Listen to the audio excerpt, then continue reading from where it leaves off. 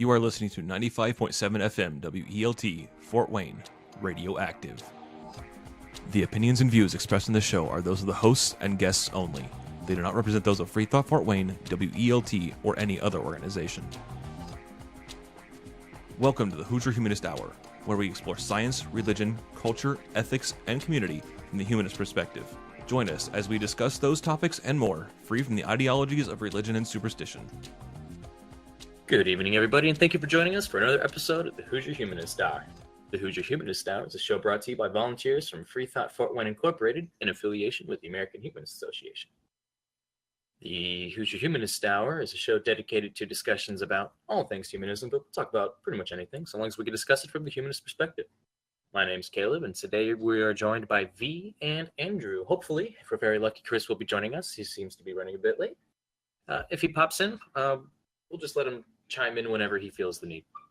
Anyway, today's topic, we're going to be discussing lasers, their applications, their invention. Who knows? We'll just kind of see where the conversation takes us. I am going to go ahead and pass the ball on to V this week. He was kind of the guy heading this project. So where are we going, V? What are lasers? What are we going to talk about today? Well, I was doing some research for our monthly newsletter that we send out 2 months ago, I believe, for the March edition. And for that, I found out how scientists are building some of the new, most powerful lasers ever built. And it got me thinking, how much we actually use lasers in everyday life. So a couple of decades ago, lasers were this super exotic new thing. And, in sci-fi movies, you would see spaceships fight with lasers and stuff, and it's purely sci-fi. But today, you can buy a little laser toy for a few dollars. Their price is down to nothing. And when you think about everything that's required to make a laser, it's just amazing that we could do those things. And I thought, there's probably a lot of things that people don't know about lasers. And Myself included. One thing that I want to mention here at this moment is we briefly talked about this before the show. I thought that I had a pretty decent understanding of what lasers were and how they worked. And I was sorely mistaken. When we decided to do lasers as a topic, I think it was actually you that came up with this as a topic. And I thought that was a good idea. I think that lasers are so ingrained in our everyday lives that I thought, yeah, why not? Let's do it. There's plenty to talk about, in other words. But I didn't realize just how sophisticated lasers are. As you were mentioning, it actually takes quite a depth of knowledge to really comprehend the physics behind a laser beam. Mm-hmm. I mean, you had mentioned before the show that really, if you absolutely want to get a good grasp of what's happening here, you even need to have a pretty good understanding of quantum mechanics and all that, engineering, all sorts of things, just to understand the process of what makes a laser and what a laser actually is. Yeah. So laser is actually, I think a lot of people don't realize, but laser is actually an acronym. And let me see if I can get this straight, because I don't have it right in front of me, so I'm going off of memory. So it's light amplification by stimulated. I'll mess it up. Emission of radiation. Stimulated emission of radiation. That's exactly it. So, it's a bit of it is in the name. But Einstein came up with this concept, I think it was back in 1917, that you can use light to basically amplify light. As photons pass by other atoms that are excited, they can make those excited atoms release their some of the stored energy in the forms of photons. And, so you get this light amplification, but nobody really knew exactly what to do with lasers. It took probably, I think the first laser, there was an actual laser was created in the 60s. Yeah, Um, I wanted to mention that. yeah, but and it was a microwave laser at that time. So microwaves are the type of electromagnetic radiation that heats up your food in the microwave. So it's not visible, like you can't see it with your naked eye, and you can't really make a picture with it. Was What it were you a saying? proof of concept kind of deal, or were they actually Yeah, thinking of probably. utilizing? Because I honestly don't know much about the product that they made. Yeah, it's not any of the articles that I read didn't really talk much about that. They just kind of mentioned it in passing that, hey, you know what? They created this laser back then, and you know, it was microwave laser, and they don't really elaborate on that. Okay. But at that time, that laser was like in the single watts of power. I mean, watts is a measure of how fast we use energy. So that's something critical to keep in mind for later on. I want to mention some of the more powerful lasers that they're out there. What's a really powerful one? What's a good example? Well, I mean, currently, the most powerful lasers are being built in China, and they're like 2 petawatt. I mean, that's like multiples of the entire energy consumption of the United States. But that's at the rate at which we consume energy. It's not like they don't do that for long periods of time. We're talking very, very short periods of time. So So I'm assuming that these are going to be laser bursts then. Yes. Okay. Yes. Because I can't imagine them having some sustained laser beam that uses no. more energy than the entire. Yeah, that's wild. First of all, you don't have the energy. Second of all, you're gonna melt all of the components that are being used in that laser, and they're just gonna. So is this like a Lego type of thing, or the Lego doesn't necessarily use that powerful of a laser, but we'll talk about that. So I'd actually be interested in that, because that's the one thing that went into my brain. Because again, I'm a layman with lasers, but in my mind, the biggest laser I can think of is LIGO, because that's like 2 miles long or something like that. Yeah, it's a couple of miles long, and it's one of the coolest applications of lasers. But before we quite get there, I wanted to go over just how lasers work, like what makes a laser into a laser. Because a laser is not just, you can't just take a light bulb and focus it and make a laser. That doesn't work. It's not just a little point light. That wouldn't make it a laser. That's just a really cool light or bright light with with maybe a lens on the front of it. You may be able to make something that looks like a laser with a nice bright light and then a good set of optics in the front of it, but it wouldn't really be a laser. So in order to make a laser, you need some special materials like ruby, the common, gemstone that people put on rings and stuff like that is one such material that can be used to make a laser. But you can use gases. I've even heard of some people that they can use liquids for the lacing material there. But usually it's some kind of crystal, a ruby, for example, works, as I mentioned. Now, what is this medium supposed to be doing? Well, so that's the medium. So you take some kind of source of energy, and a lot of times it's another light source, and sometimes it's electricity. So, for example, when you hear of diode lasers, you don't excite them with light; you excite them with electricity. So you have to pump energy into this material. So you either just blast it with light or electricity. And what happens, and you kind of have to go back to a little bit of high school physics, or maybe like first year college physics, something like that. So you have an atom, and the classical picture is a little big ball in the center, and that's where the protons and neutrons are, and all the electrons just circle around that core.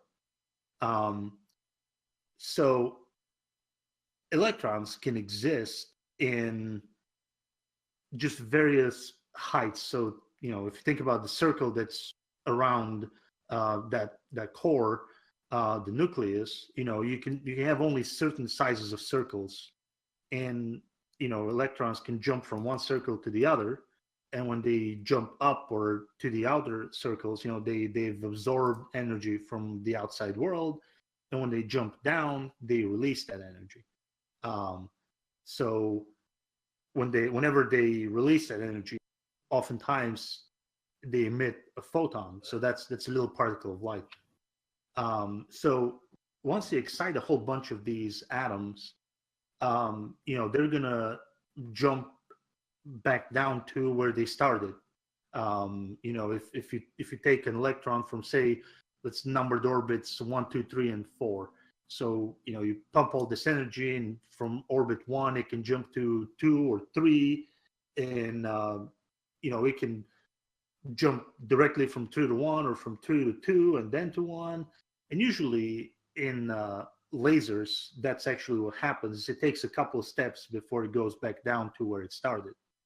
But the cool thing is that once a random atom somewhere makes that transition, say from 2 back down to 1 orbit, and now emits that photon, as it passes by another atom that's excited, but it hasn't released its energy yet, that electron hasn't jumped back down yet, as that photon passes by, it causes that other atom to release that stored energy for that electron, jumps from orbit 2 back down to 1, and more and more of these photons pass by more and more of these atoms, and you get this amplification effect. That's the second word in the acronym for laser. It's it's amplification. So you amplify the light.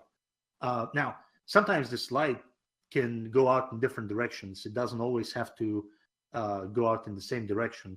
So the way you make all the light go in the same direction is, on each side of these crystals, you're supposed to put 2 mirrors, and those mirrors have to be perfectly parallel. I mean, if you take the top corner and the bottom corner of one of those mirrors, and you measure the distance, it can't change by more than a couple of nanometers. So this is billionths of a meter difference. It has to be that perfect. And usually one of the mirrors can let some of that light out, but you really want most of it to be contained in the crystal, and you want it to bounce back and forth to get that, really to amplify that signal multiple times, and then it shoots out of one end, right? Well, what's so different about that? Well, it's all the same wavelength, means it's all the same color, and that's really important, because when you turn on a regular light, it's usually white light. So white light, we've all seen rainbows, and that's just the little droplets in the air spreading the white light into all the different colors. So all colors are contained in white light. But in a laser, it's only just a very, very narrow color. If it's red, it's just this one very precise shade of red, and almost nothing else exists there. What's the other cool thing about the laser is, I don't know if people have heard about this, but most people that are interested in light or have ever looked up something about light will know that light can be a particle and a wave. So if you think about light as a wave, it's got like peaks and valleys and peaks and valleys. Well, all the little photons that make up the laser, they all have, all the peaks and valleys that they form, they match.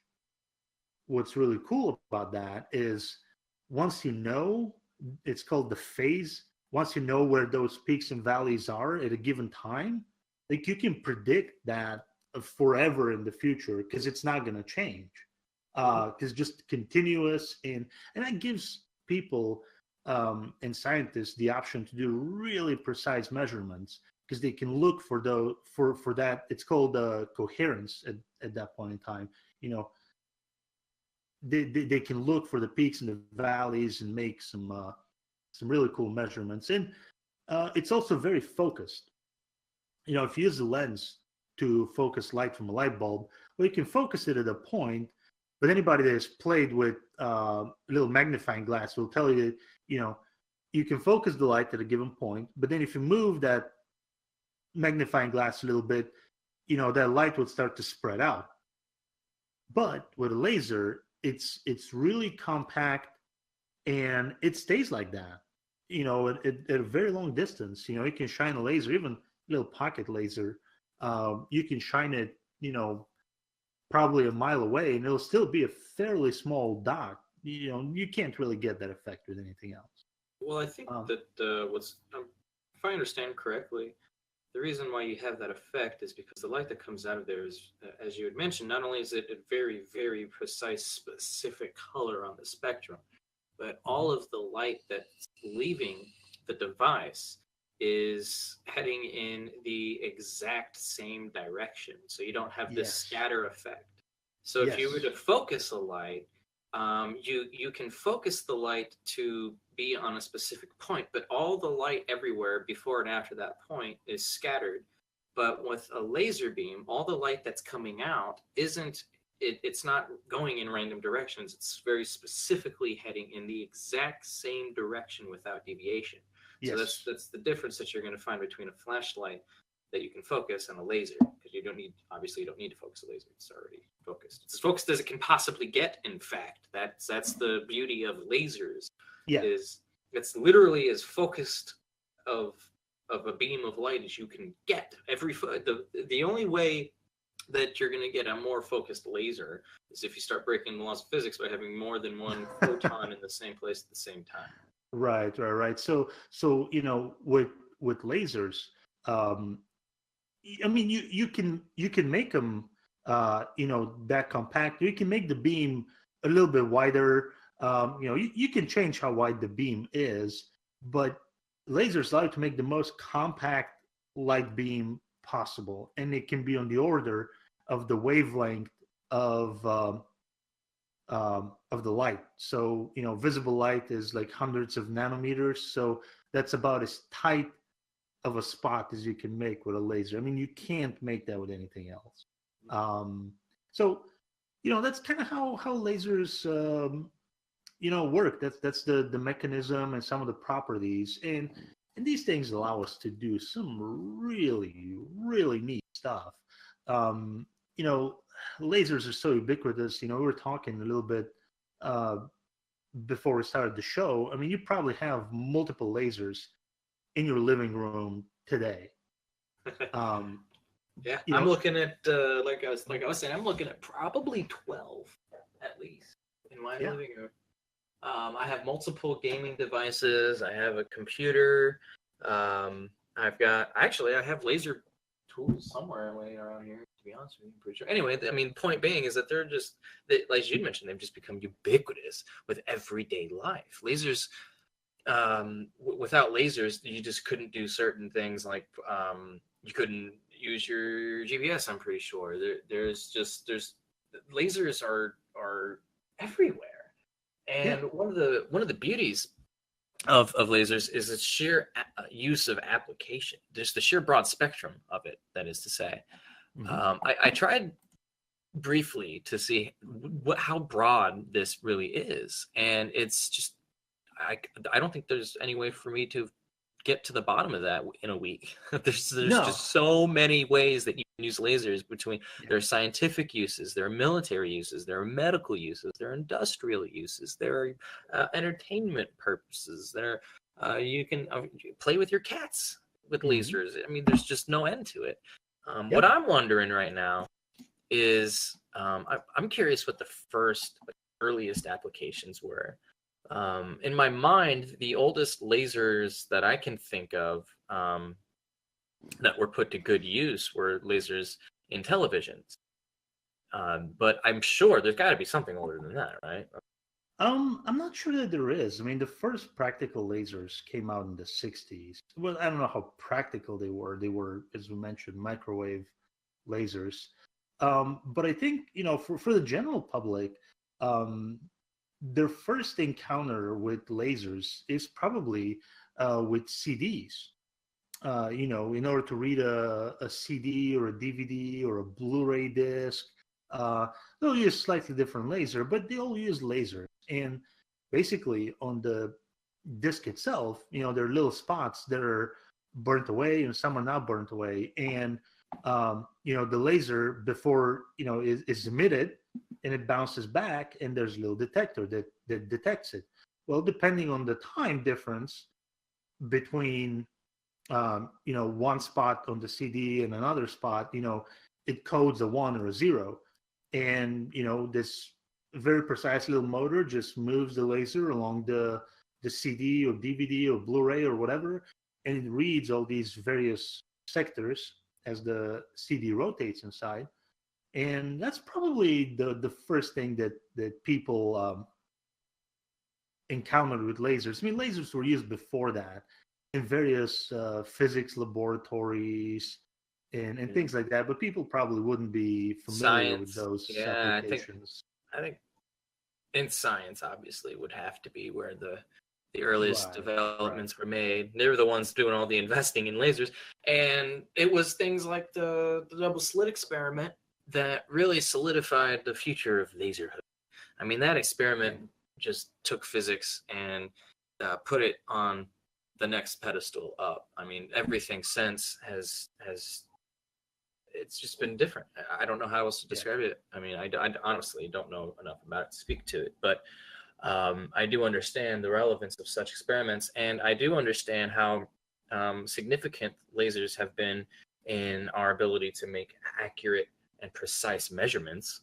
I mean, nowadays lasers are cheap enough that you can go to Lowe's and get a digital what are they called, measuring tape, right? Oh yeah, that's just a laser beam, and you just it doesn't use any actual physical medium between. You have to use your laser, and somehow that laser will tell you exactly the distance between you and the wall, for example. Yeah. And I don't know how that works. I think my first real encounter with lasers myself that was really impactful to me anyway, was playing Duck Hunt on the Nintendo. Oh, of course. Yeah. I never figured out, well, excuse me, obviously I did, but it took me a very long time to figure out how that damn gun worked.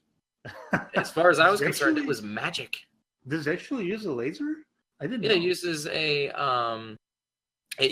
an infrared laser to attack the screen, essentially. And what the screen is looking for is a very specific color. It's the color of the birds. Oh, yeah. And if it sees that what you're pointing that laser at is that precise color, or maybe it's not color, maybe it's a particular shape or something. Because for example, I'm not sure if you can play Duck Hunt on a black and white, or if your tint is weird. Never experimented to that extent, but it measures something. Somehow that laser is measuring something on your screen, and that's how it knows that you shot the duck. And so that's also essentially how the guns work for like Time Crisis at the arcade, that sort of spiel. But that's one really cool application. I mean, and those games are fairly old. I mean, those games came out in the 90s, was it? Or did they come out in the 80s? Something late like 80s? Okay, possible. I'm pretty sure Duck Hunt was a late 80s one. Because I actually have an old Nintendo cartridge that was Super Mario Brothers, some Olympic game, and Duck Hunt Trio. It was like all in one. And I think that was because that was those were like the top games of that year. And I'm pretty sure that the first Super Mario Brothers came out in like 88. Okay. Well, but these are some of the more mundane applications of lasers. I was thinking one other thing, that you probably have a laser in your house, just to count a little bit of the lasers in your house. So we have the CDs, DVDs, apparently the duck hunting game. But think of your optical mouse. I mean, everybody today has an optical mouse. Well, that has a little laser in it to track how you move the mouse on the surface. You said the digital tape measures, those measure distance with a laser. You also have laser leveling. So, if you want to put, two things, make them level on a long wall, well, you can't really use one of those big mechanical levels because they're heavy and they're bulky and all this. But with a laser, you just shine it and it gives you a straight line from one end to the other, and you can really easily make the things at the same height. As long as your laser beam is leveled, which you can easily do on, you just have a little indicator there, that it's leveled. And from that point on, and the other cool thing about laser levels is you can put one of those things, for example, in the center of a room, and it can project all around 360, so you can have the same level on every wall inside of a room, for example. So there's some really cool applications just for that. So those are some of the, people probably have these laying around in their house for just a few dollars, right? But by the way, just did a quick check on this. I was way wrong. It's not 88 that Duck Hunt came out. It actually came out in 84, much sooner than I anticipated. Yeah. I didn't even realize that. And actually, it was released in Japan in 84. So there you go. Yeah. I mean, that's pretty cool. But what are some of the cooler applications of... Speaking of cool applications, one thing that I really wanted to talk about, just because it's one of the few applications of lasers that I'm aware of, that I can kind of talk about, are its use in making what are known as Bose-Einstein condensates. Right. Now, the reason why I brought that up now is because a Bose-Einstein condensate is a place where the matter is so cold that it no longer behaves as what we would consider matter.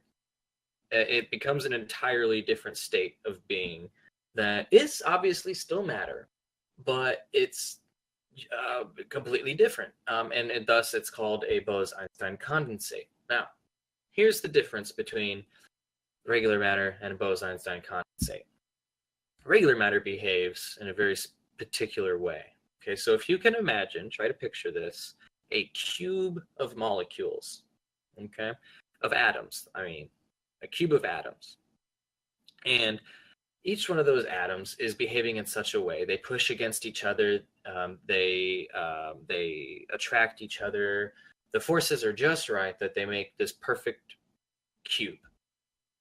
Now, if you were to take that cube and get it down to within, I think it's a millionth of a Kelvin, which is, that is to say, extremely close to absolute zero. Not quite. Yeah. It's impossible to actually get something to absolute zero. But we can get really, really, really close to within like a millionth of a degree, Kelvin, that is. So what happens when you cool down these molecules or these atoms in such a way, the individual components of said atom, they lose their individuality. And what this ends up looking like, if you were seeing that cube of atoms in your brain made up of individual atoms, and those atoms are like circles, for example, those atoms would kind of cease to be atoms. They just kind of turn into a blob nebulous thing that and every component of these atoms just kind of merged into one type of matter that loses its individuality, and it all becomes one type of entity that is otherwise, as I mentioned before, known as a Bose-Einstein condensate. Now, what's important about this is we can actually take a Bose-Einstein condensate to study it, to understand things such as the very beginning of the universe. Reason being is because at the very beginning of the universe, there wasn't a type of matter that existed when the universe was very, very young, a sort of primordial matter that behaved almost identically, if not to a Bose-Einstein condensate. There was so much heat and pressure that there wasn't really a way for individual components of atoms to have individuality, if that, in a sense. So if you were to look at the state of matter at the early universe, everything kind of is this one blob of being, so to speak. Don't take that literally. It's sort of paraphrasing, hyperbole. But if you look at that, and then you also look at a Bose-Einstein condensate, what you're looking at are incredibly similar, if not identical, states of matter. The difference being the amount of energy, heat energy, which is very unusual. It seems counterintuitive due to the obvious sort of yin-yang that we're talking about. We're talking about extremely hot, dense pressures versus extremely cold. And why I'm bringing this up is because in order to even make a Bose-Einstein condensate, the coldest known thing in the universe, you need lasers. Now, in order to create a Bose-Einstein condensate, you need to get what's most commonly used is just salt, really. They take individual atoms of salt, lots and lots and lots of them, and they trap them in I'm going to use an analogy right off the bat, in a cup. But this cup is made entirely of the electromagnetic spectrum. It's a big magnet, if you will, holding these atoms in place. And the reason why I wanted to use the analogy of a cup is because the best way to sort of analogize what's happening and what the lasers are doing is to understand this analogy. Instead of imagining a bunch of salt atoms in a cup of magnets, you could just imagine a hot cup of coffee, okay? In order to get the coffee to cool down without actually losing very much coffee is to simply blow on the top of the cup. Mm-hmm. Eventually, the coffee cools down. And the reason why that's the case is because the excited atoms, as we all know, heat rises. But what's really happening here is the excited atoms are sort of leaping towards the surface. And the normal air pressures, the physics of you blowing on the top of the cup, it pushes away those warm molecules. All right, that steam that you're seeing, that's literally coffee, water, and everything. That's your coffee. It's everything that's in that cup. And when you blow it away, the hot molecules, the warm molecules, are drifting off. Those just eventually go away or settle somewhere else. But what you're left with are the less active molecules, the colder ones, that is to say.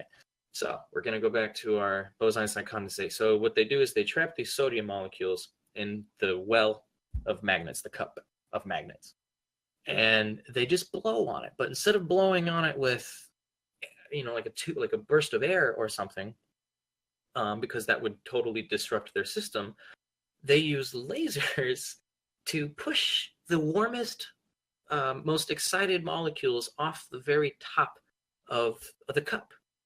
Lasers are literally just gently blowing on the salt. That's essentially what it's doing. Now, a lot of people don't realize that light energy itself actually has a sort of kinetic force behind it. For example, the city of Chicago weighs up to 300 pounds more during a bright sunny day than it does at night, just simply because of the amount of light that's being thrust upon it from the sun. So you can take that concept and understand that, okay, what we're doing here is we're just gently blowing on these molecules, and we're just leaving behind the really, really cold ones. And eventually, what they do is they adjust the magnetic coupling around the molecules so that eventually all that's left, when it's all said and done, are the absolute coldest of cold particles. I don't even want to call them atoms at this point, because what we're talking about is a Bose-Einstein condensate. Once it gets to that point, what you're left with is this nebulous blob of matter, which will hopefully teach us all sorts of new and exciting things at the beginning of the universe and physics. And I can't recall all the other useful applications of studying this sort of thing, but I just thought that I've just been really interested in it. Oh, actually, I can't think of one. I can think of at least one that speaks to light itself. If you have a Bose-Einstein condensate and you shine a beam of light through it, you can actually slow down that beam of light to about 30 miles an hour, believe it or not. Wow. So one thing that they're trying to study the physics of by making Bose-Einstein condensates and then shining light through so that they can actually get a good look at it before it disappears on the other side. Because obviously light travels extremely fast, so fast it's impossible to get a good look at it. But if you could slow it down to the pace of a decent cyclist, obviously, sorry about that, I hit my mic. Obviously, you can get a good look at something like that as it's passing by. The difficulty being in the fact that Bose-Einstein condensates are A, difficult to make to begin with, B, extremely expensive to make as a side effect, and C, they're very, very small. You can get a cloud about the size of a, I want to say it's about the size of a ticket at best. And I'm pretty sure that I am several magnitudes wrong on that, because and from what I remember seeing, this was years ago when I was the last time I really looked into this stuff. We're talking about something that was like the equivalent of 100 atoms of material. So Yeah, obviously that's not very much. Yeah, it's usually hundreds of atoms. So it's tiny. But that's a really cool application. You use the laser to cool down everything, and you get this weird state of matter, and you can study that state of matter, and that tells you something. And it might not tell you anything for years and years. When people first came up with the concept of lasers, they didn't know what to do with it. But later on, we found some really cool applications. So these Bose-Einstein condensates are one, but another one that I thought was really cool is, have you ever seen like some of those big ground-based telescopes? There's a lot of videos out there, and at night, they open up the domes, and this laser shoots out of them. Have you seen that? No, I'm not entirely sure what you're talking about. So, well, go ahead and continue, because I'm no, I'll go on with that. So, look that up. It's really cool. So you see these giant telescope buildings. I mean, they're massive, with these, round domes on top of them, and sometimes they open sideways. Sometimes there's just like this middle section that moves out of the way, and you'll see this orange laser shoot out. And at first, when I saw that, I didn't know what that was for. I had no idea. But here's what that does. It creates what's called an artificial star. So up the higher parts of our atmosphere, the gases that are up there get excited by this laser and emit light, and it's just like a little point source, just like a star would be. A star to us appears like this little point source. And here's where it becomes really, really cool. Okay, so part of the problem with big ground-based, especially optical telescopes, I don't think radio telescopes care much, but the optical or infrared, as light passes through all that atmosphere, it gets distorted. You have different layers at different temperatures, and you have jet streams and whatnots. They're flying all over different directions, and there's a lot of turbulence at various layers, and that distorts the picture. And that's part of the reason why people send out the Hubble up in outer space is, one of the reasons is this weird effect. The other reason is the absorption of light. You lose some light as being absorbed, and I don't think you can compensate for that. But they can use very sophisticated computer algorithms, and they can get that little artificial star that's formed by the orange laser, and they can adjust the shape of the mirrors. They're called adaptive optics. So they adjust the shape of the mirrors until that little artificial star comes into focus and becomes really sharp.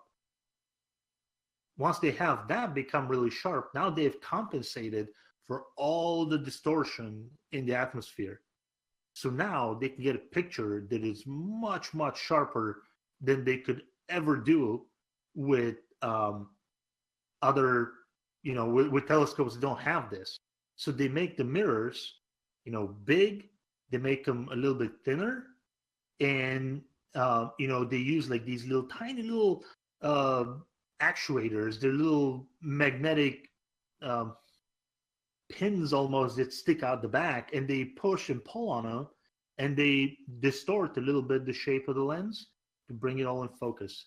And so this whole process is to calibrate your lens or equivalent for cosmological study, like to study outer space? Yes. Okay. So now with these, when it's compensated like that, they can make pictures today with ground-based telescopes that are probably 10 times sharper than what the Hubble can do. But, that part of the reason is because they can make them bigger. I mean, you can't shoot into space something that's too big. They're going to shoot out the James Webb Space Telescope, and that's really cool. But that also has these kind of adaptive optics, but that's actually for different reasons. That's to compensate for minor temperature changes and like for weird things, but it's the same principle. Have like little micro actuators on the back that distort a little bit the shape of the mirror from this perfect shape that it's been manufactured in order to get the picture to be in focus. I just had a random strange thought. Okay. It's sort of unrelated, but screw it. Let's see where it takes us, if anywhere. Okay. What you just described to me, I wonder if they're going to eventually make thrust out into space and look for opportunities to take advantage of gravitational lensing in real time. So, for example, let's say that they put out Hubble 3.0 in another 10 years. And this one is meant to study stars or whatever, but only through the process of gravitational lensing. But it's meant to compensate for it on the fly. That is, so if you're saying that they can use these lasers to calibrate for the atmosphere, the existence of the atmosphere, which, by the way, is very difficult to do because it doesn't just stay the same in any one spot. Oh no, it changes constantly. It's like looking through clear water. It's constantly moving. In fact, the physics of it is identical. To be honest, it's literally identical. So they can compensate like at a fraction of a second type speeds. To the question that you're saying, I mean, the only difficulty there that I see is that they need a source to calibrate with. You know what I mean? Like here, they have this artificial star and they calibrate with it to make the picture sharper. Now with gravitational lensing, you have the same image show up in several different spots in your picture, but you need you need something else to help you probably to put it all together. I'm not sure how they would do that. Yeah, exactly. And with gravitational lensing, like black holes and whatnot, you're talking about thousands and thousands of light years of time lag. Yeah. So I don't know. Maybe they someday they can figure out something, but I doubt that it would have anything to do with lasers. Yeah. So that's a really cool application of laser technology that probably most people don't know. But let's go on to something else. I think we only have about 17 or 18 minutes left in the show, and man, there's so many cool things to talk about. Let's revert back to let's just talk about the PlayStation one then, but that I brought up before the show. Well, actually, I wanted to go to something else. I get the PlayStation, but we also brought up the LIGO, the large. Yes. So LIGO, and I don't remember the exact acronym, but what it is an instrument that scientists use to detect collisions of black holes or very massive objects like neutron stars. So this thing, you got to imagine 2 pillar tunnels. They're a couple miles long each. And scientists use lasers, and they take the same laser and they split it in two, and it goes down these long tubes, and it bounces from mirrors at the ends, comes back, and goes to a detector. Now, one thing that we talked about lasers is that they use coherent light. So all the peaks and valleys and all that are very well matched, and they're constantly in sync, and it doesn't change over time.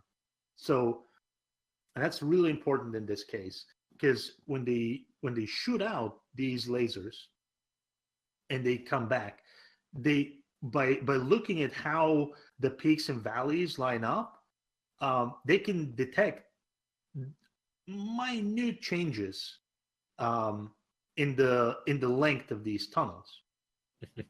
And by minute, you mean extremely minute. Yes. So when a gravitational wave passes through Earth, it shortens one leg of this thing and lengthens the other. I believe it lengthens the other. And the change there is 1/10,000 of the size of a proton. I mean, that is unimaginably small. And to be honest with you, that when they were describing the process of LIGO, which by the way stands for Laser Interferometer Gravitational Wave Observatory. I'm going to say that one more time for posterity. The Laser Interferometer. Oh my goodness, I can do this, guys.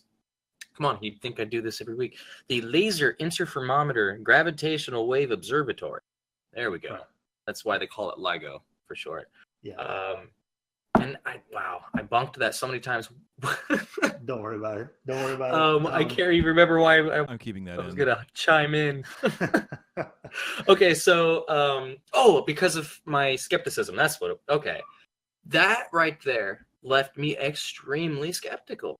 Now I understand in principle what they were trying to do, but the fact that they were trying to account something 1/10,000th the width of an atom or something like that is so unbelievably challenging for a person to claim to be able to do that I didn't believe it. And I don't blame them for when they first announced that they had found or discovered gravitational waves. They didn't announce it for quite a while. It took at least several months for them to officially come out and say, hey, guess what? We found gravitational waves. And it's because of people like me. They didn't do that, for one. But just because everybody in the scientific community, even people working for LIGO, understood that what they were trying to do is next to impossible. And the fact that they've done it, and they've replicated this process, and they've proven their work, and they plan on building bigger, better ones now because of it, is incredible. And it deserves praise, truly. This is something that is a human achievement right up there with the Large Hadron Collider. Oh yeah. Yeah, it's on that scale. And I think one of the cool things was they had just turned this thing on, and we're still in the process of calibrating it when they actually detected this first collision that they believe they've detected. And one of the other things, just to be, I mean, this is how science works. I mean, people don't make these claims lightly. And to be certain that this is true, now there's a second one, and I believe they're bringing up a third one. I don't know if they're identical. There may be slight differences, but by knowing the exact distance between each instrument, if you can call something that's several miles across an instrument, but by knowing the distance between each instrument and knowing how fast these gravitational waves travel, and they travel at the speed of light, if they detect the same signal at all three at the expected times that they think is going to take for this wave to pass, they confirm better the discovery, but also they can now determine the direction from which this gravitational wave is coming more precisely. So if they if they receive the signal at one observatory at one instant, and like a microsecond later it's at the other, and like 2 microseconds later it's in the third one, they can work out where the signal is coming from. And one of the cool things that they can do is, once they do that, they can now point optical telescopes at that patch of sky and see there's other effects coming. And that has to happen very quickly, because these gravitational waves, they travel at the speed of light. Light travels at the speed of light, so you really quickly want to point your telescopes right in that area. And they actually did that when they detected, I think it was a few months ago, could be a year by now, but they thought they detected 2 neutron stars colliding. And they knew kind of sort of where the direction, and they pointed some telescopes in that direction. And they pointed like various telescopes, infrared, optical, X-ray, all kinds of radio telescopes, like everything. They pointed everything, and they captured some really cool data that they're currently analyzing. And at the heart of this thing are just some lasers and some very simple interferometer. So thanks for making that look so difficult. the interferometer basically detects the little changes in like the peaks and the valleys as they arrive back at the instrument, and by comparing those, they can measure that change in distance. And part of the challenge there is, as temperatures change, all materials expand with temperature. Maybe a train passes by couple miles away, well, that creates a little bit of vibration, that can mess up your instrument. When you're talking about 1/10,000 the width of an atom, and measuring that accurately, just about anything can disturb your instrument. But with the power of lasers, they can do it. They can really do it. And it's really, really cool. And that's, again, like with my skepticism, it's so cool. And the problem is it's almost too damn cool. The fact that, again, we're talking about measurements beyond human imagination. And to me, it brings up, in my mind, the way that this stimulates my thought is I immediately thought about that experiment that they're running in that abandoned mine, where they have this pool filled with, I think, I don't know, doesn't really matter, some chemical. And all they're waiting for is to see a single photon being emitted randomly somewhere in this pool. Because they're looking for a particular type of radiation that I can't quite remember what it's all about. But point being is, the reason why it's down there is because there's so many different things that exist that could disrupt that experiment, that the only feasible place to have the experiment be run is deep within the Earth, to eliminate as many outside to eliminate as much outside interference as possible. And Right. This LIGO that, if you can actually just go and see it. I mean, to be honest, one of the downfalls of this, well, not one of the downfalls, one of the downsides of this experiment is it's kind of boring to look at. I mean, the thing itself, it's just 2 long tunnels heading perpendicular away from each other. And that's it. With the big square building. A little laser there, and that's all there is to it. But the reason why I brought up that mine and everything is, from what I can see, it's all just sitting right there on top of the Earth. I mean, it's just miles, just a tunnel going in those directions. But you were just saying how many different variables might interfere with their readings, and the fact that they claim to have compensated for pretty much everything, if not everything. And you were just saying things like just heat radiation causes things to expand and contract. So I'm curious how they compensate and understand that what they're looking at isn't, for example, heat radiation. And they compensate for all that by measuring temperatures, by controlling for all kinds of different variables. They understand. I mean, that's the thing about science. They understand everything that can affect their experiment, and they can compensate for it in very, very precise ways. Yeah, and the fact that they've gotten that precision, that level of precision and confidence, well, it's just having their experiment being run. Like I said, it's just on these. The experiment is run through these tubes, just on a farmland, essentially, just out there in the open. I mean, it gets rained on. The wind blows on next to these buildings just like any other building. And sure. And as you said, they're underground, but the buildings, really? Some buildings above ground and all that. But let's. I think we only have like less than 10 minutes in the show, and really want to mention probably what's the single coolest application for lasers that is probably ever going to exist. And that's some scientists in Shanghai, this year want to turn on a laser with the power of 10 petawatts. That is the power of 16 trillion incandescent light bulbs. So the old school light bulbs, with the little wire in them, well, light up 16 trillion of these things. And that's 1 petawatt of power. They want to do 10 petawatts of power. Okay. That is a huge amount of power.